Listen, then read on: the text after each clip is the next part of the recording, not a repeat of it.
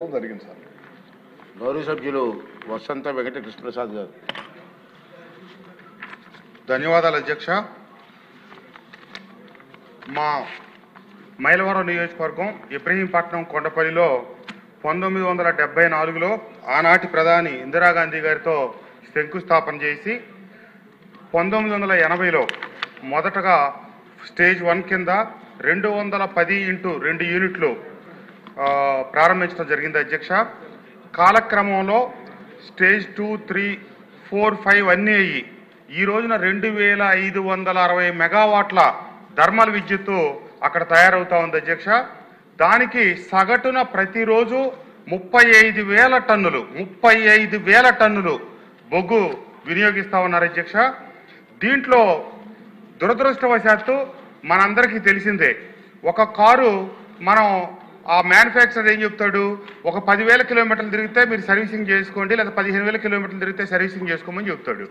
కానీ 1,00,000 కిలోమీటర్లు తిరిగినా ఇంజిన్ ఆయిల్ మార్చకుండా సర్వీసింగ్ చేయకుండా ఉంటే ఆ వాహనం ఏ రకమైన పొల్యూషన్ విడుదల చేస్తుందో మనందరికి తెలిసిన విషయమే.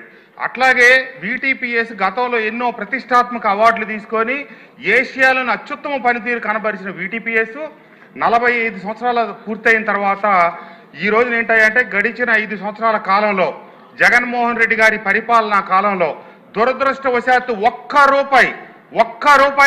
రూపాయి కూడా మెయింటెనెన్స్కి నిధులు కేటాయించక ఈ ఇబ్రహీంపట్నం కొండపల్లి పరిసర ప్రాంతాలు మొత్తం రావాల్సిన దానికంటే స్వల్పంగా ఎక్కువ వస్తుందని మంత్రి గారు చెప్పారు అధ్యక్ష. మేము రోజు అక్కడే ఉంటాం, ప్రతిరోజు నేను అక్కడే తిరుగుతాను. కొన్ని 100 రెట్లు ఎక్కువ పొల్యూషన్ వస్తూ ఉంది అక్కడ. ఎందుకంటే కాలం చెల్లిపోయినాయి. ఇప్పుడు 45 సంవత్సరాలు అయింది మొదటి 3 దేశాలకు సంబంధించిన 1260 మెగావాట్లు స్థాపించి కేంద్ర ప్రభుత్వ నియమావళి ప్రకారం పొడిగించగా 2025వ సంవత్సరం చివర దాని కాల వ్యవధి ముగిసిపోయింది ఆ 6 యూనిట్లకి. కానీ ఇటీవల కాలం కేంద్ర ప్రభుత్వం మళ్ళీ ఇంకొక 5 సంవత్సరాలకి పొడిగింపించింది. ఇది యూనిట్లు మూసేస్తాం కదా అని చెప్పి మెయింటెనెన్స్ పూర్తిగా మానేశారు. అదృష్టం ఏంటంటే కూటమి ప్రభుత్వం అధికారంలోకి వచ్చిన తర్వాత 119 కోట్ల రూపాయలతో మెయింటెనెన్స్ కోసం లోపల సైలోలు కావచ్చు, పైప్ లైన్లు కావచ్చు, వీటికి నిధులు కేటాయించడం సంతోషకరం అధ్యక్ష. కానీ దురదృష్టం ఏంటంటే చాలా ఇబ్బంది పడుతున్నప్పటికీ ఇంతటి విపరీతమైన పొల్యూషను ఎందుకంటే ఈ 119 కోట్లలో అది నిదానంగా పనులు జరుగుతూ ఉన్నాయి. నాకున్న సమాచారం మేరకు ఇప్పుడు దాదాపుగా 50 కోట్ల రూపాయల పనే జరిగింది. ఇంకా 70 కోట్ల రూపాయల దగ్గర పని జరిగితే తప్పితే ఆ పొల్యూషన్ అనేది కొంతవరకు అదుపులోకి రాదు. రోజు 35,000 టన్నుల బొగ్గు కాల్చిన తర్వాత వచ్చే యాష్ డిస్పోజ్ చేసేటప్పుడు కొన్ని 100,000 లారీలు యాష్ రోజు రకరకాల ఇటుక పరిశ్రమలకు కావచ్చు, హైవేలకు కావచ్చు, అక్కడ యాష్ పాండ్ నుంచి బయటకు వెళ్ళిపోతా ఉంది అధ్యక్ష. ఈ వెళ్ళే క్రమంలో ఆ లారీల నుంచి కారిన యాష్, రోడ్ల మీద వెళ్ళేటప్పుడు తీసుకెళ్లే పడిన యాషు అధ్యక్ష దయచేసి బెల్లి కొట్టకండి. ఈరోజు నాకు జ్వరం వచ్చి ఆరోగ్యం బాగోపోయినా మా ప్రాంతం నెత్తి మీద కుంపట్లాగా ఉంది కాబట్టి ఈ సమస్య వచ్చింది కాబట్టి అసెంబ్లీలో నేను దీనికోసం వచ్చాను అధ్యక్ష. దయచేసి టైం ఇవ్వండి. ఇది ఒక్క ఇబ్రహీంపట్నం కొండపల్లికే కాదు, ఏరియల్ డిస్టెన్స్లో ఈ అమరావతికి కూడా అదే దూరం ఉంది, 5 కిలోమీటర్ల దూరంలో ఉంది. ఇది చాలా ఇబ్బందికరంగా ఉంది. అంతేకాకుండా VTPS యాజమాన్యం అక్కడ స్థానికులకి ఉపాధి కల్పిస్తుంది అనుకొని ఆనాటి పెద్దలు చెనుమోలు వెంకట్రావు గారు, మల్లెల పద్మనాభరావు గారు తదితర పెద్దలందరూ రైతాంగాన్ని ఒప్పించి ఈ భూములు ఇప్పిస్తే ఉద్యోగ అవకాశాలు వస్తాయి, ఉపాధి అవకాశాలు వస్తాయంటే ఏవి రాకపోగా చివరకు మిగిలింది ఏంటంటే బూడిద కాలుష్యం. దీనివల్ల స్థానికులకి చర్మరోగాలు, క్యాన్సర్లు, ఊపిరితిత్తుల సమస్యలు మా ప్రాంతంలో అత్యధికంగా ఇవన్నీ ప్రబలినాయి. 7 ఎఫెక్టెడ్ విలేజెస్ ఉన్నాయి. దానికి ఆనుకొని ఇబ్రహీంపట్నం, కొండపల్లి, మూలపాడు, జూపూడి, కిలేశ్వరం, తుమ్మలపాలెం, అలాగే ఏలప్రోలు, మన గుంటుపల్లి అనే గ్రామాల అధ్యక్ష. ఒకనాడు మొదలెట్టినప్పుడు 15-20 వేల జనాభా ఉంటే ఈ రోజు 150,000 మంది జనాభా ఈ VTPS ఆనుకొని చుట్టూ ఉన్నారు. వీళ్ళు రకరకాల కమిట్మెంట్లు ఇచ్చారు. 5వ స్టేజ్ పబ్లిక్ హీరింగ్ జరిగినప్పుడు సంవత్సరానికి 3 కోట్ల చొప్పున మేము నిధులు సమకూరుస్తాం, స్థానికంగా అభివృద్ధి కోసం CSR నిధులు ఇస్తామని చెప్పి ఇప్పటికి 9 కోట్లు ఇచ్చారు. కొంతమంది పేదలు ఆక్రమించుకున్న భూముల కింద 5 కోట్లు ఖర్చు రాసేసి చేతులు దులుపుకున్నారు అధ్యక్ష. అంతేకాకుండా స్టేజ్ 5 నిర్మాణం జరిగేటప్పుడు నిర్మాణ వ్యయంలోనే 21 కోట్ల రూపాయలు స్థానికంగా మేము ఖర్చు పెడతాం, స్థానిక అభివృద్ధి కార్యక్రమాలకు డబ్బులు ఇస్తామని ఇప్పటికి చిల్లిగా డబ్బులు ఇవ్వాల. అంతేకాకుండా స్టేజ్ 5 నిర్మాణంలో పెట్టిన ఇంకొక ప్రధానమైన కండిషన్ ఏంటంటే ప్లాంట్ మొత్తం నడిచినంత కాలం స్టేజ్ 5 ప్లాంట్ మొదలైంది పోయిన సంవత్సరం. ఆ 21 కోటి కేంద్ర ప్రభుత్వం ఇచ్చిన హామీల్లో భాగం.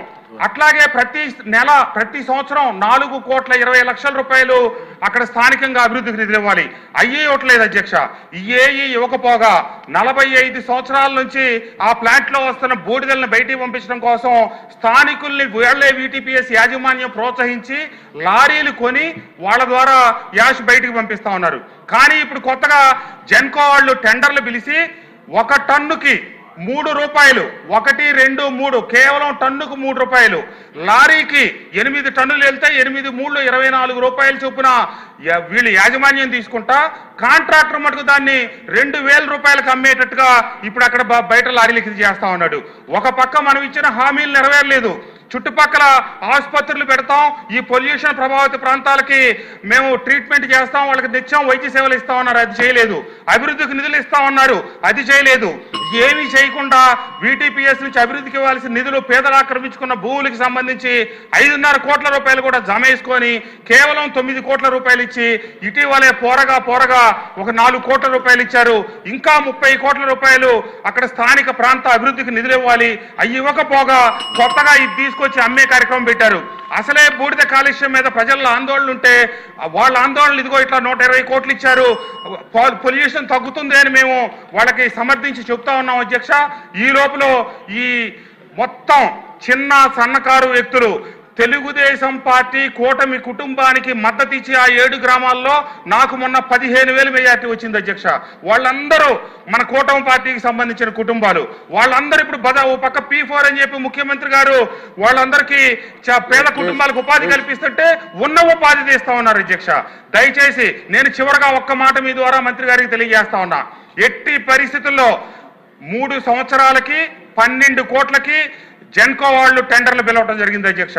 దాంట్లో బూడిద చెరువుకి పిలిచిన టెండరు 2,80,00,000. కేవలం నేను దాని గురించే మాట్లాడుతా ఉన్నా. 9 కోట్ల రూపాయలు ఏమైతే ఉందో అది లోపల ఎప్పుడు సిమెంట్ ఫ్యాక్టరీలకు ఇస్తారో వాళ్ళకే ఇచ్చుకోమనండి. కానీ బూడిద చెరువులోంచి ఇచ్చేది కనుక వాళ్ళ పొట్ట కొడితే మనకి ఇది రాజకీయంగా కావచ్చు, స్థానికంగా కావచ్చు తీవ్రమైన పరిణామాలు జరుగుతాయి అధ్యక్ష. నేను 2 చేతులు ఎత్తి నమస్కరిస్తూ మంత్రి గారిని కోరేది ఏంటంటే స్థానికులకి కష్టం కలగకుండా, ఇబ్బంది కలగకుండా ఏమైతే ఆ 2,80,00,000 మీకు గనక అది తొలగించడం కష్టమైతే నేను ఈ సభాముఖంగా చెప్తా ఉన్నాను, ఆ 2,80,00,000 నా జేబులోంచి నేను డబ్బులు కడతాను. స్థానికులను మటుకు ఉచితంగా బూడిద తీసుకెళ్లేటట్టుగా చేయండి అధ్యక్ష. లేకపోతే ఇది మన ప్రభుత్వానికి, పార్టీకి, అందరికీ చెడ్డ పేరు వస్తుంది. ఇది తీవ్రమైనటువంటి ఇబ్బందులు వస్తాయి, స్థానికంగా ఉద్యమాలు చెలరేగుతాయి, చాలా ఇబ్బంది జరుగుతుందని సభాముఖంగా మంత్రి గారికి తెలియజేస్తూ వారిని మరొక్కసారి ఇది వాయిదా వేయాలని కోరుకుంటా ఉన్నాను అధ్యక్ష. ఇప్పుడు కృష్ణప్రసాద్ గారు మీరు క్వశ్చన్ అడిగినట్టు